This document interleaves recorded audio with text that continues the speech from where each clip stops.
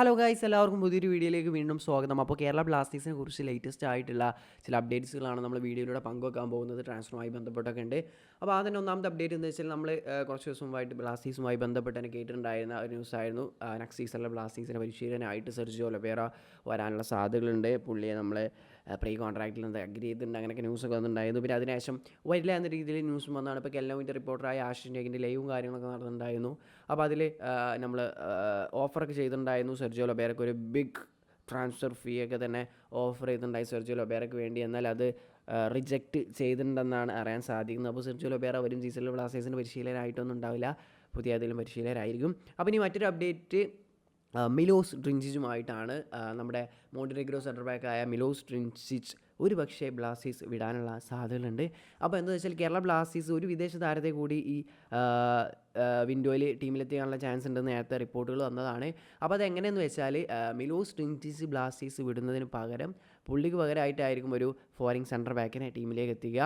അപ്പോൾ പുള്ളി നമ്മൾ മാർക്കറ്റിൽ ഇപ്പോൾ നിലവിൽ അവൈലബിൾ ആക്കി ഇട്ടിട്ടുണ്ട്. അപ്പോൾ ഏതെങ്കിലും ക്ലബ്ബുകൾ കൊണ്ടുപോവുകയാണെങ്കിൽ പുള്ളിക്ക് പകരമായിരിക്കും നമ്മൾ വേറൊരു സെൻറ്റർ ബാക്കിനെ കൊണ്ടുവരിക.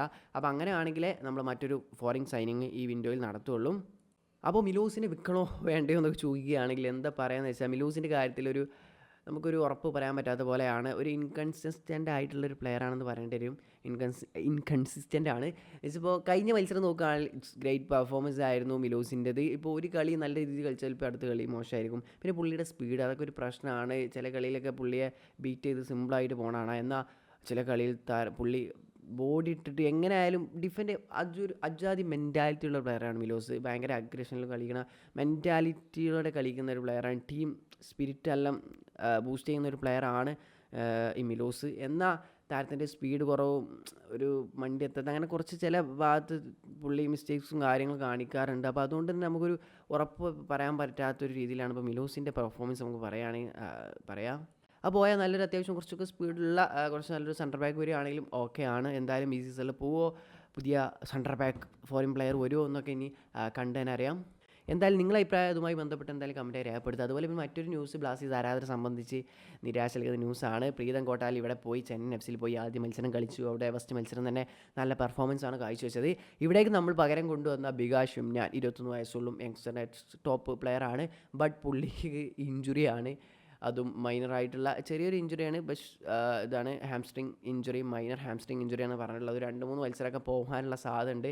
വല്ലാത്തൊരു കഷ്ടമാണ്. പുതിയ പ്ലെയറിനെ എത്തിച്ചിട്ട് എന്ന് കളി ഇനി കാണാൻ സാധിക്കാവും. ഇഞ്ചുറി എന്താണെന്ന് അറിയാം. നമ്മുടെ ഇവിടെ വന്നിട്ടാണോ അതോ അവിടെ നിന്ന് തന്നെ ഇഞ്ചുറി ആയതാണോ എന്നൊരു സംശയമുണ്ട്. അവിടെ നിന്ന് തന്നെ ഒരു ലാസ്റ്റ് മത്സരത്തിൽ സബ്ബാക്കിയിട്ടുണ്ടായിരുന്നു. അപ്പോൾ ഇഞ്ചുറി കാരണമാണെന്നാണ് തോന്നുന്നത്, അറിയില്ല. ഉടനെ റിക്കവറായി. ഏറ്റവും വല്ലാത്തൊരു കഷ്ടമാണ്.